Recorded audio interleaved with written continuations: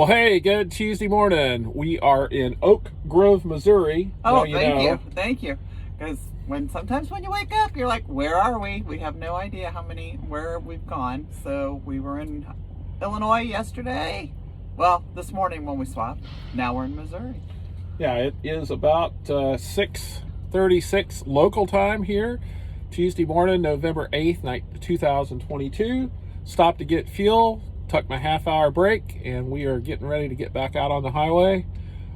Missed the lunar eclipse. It's sort of foggy here, but I got a call this morning from my daughter, and her and my grandson were all excited because they saw it. Yeah, they got to see the red moon. And he said he was going to tell all his teachers about it All today. of them. All of them. So, all right, well, time to get on down the highway. We're headed out to Kansas City and then point south and west. Yep, and See I'm you later. headed back to bed. Good night. Good night.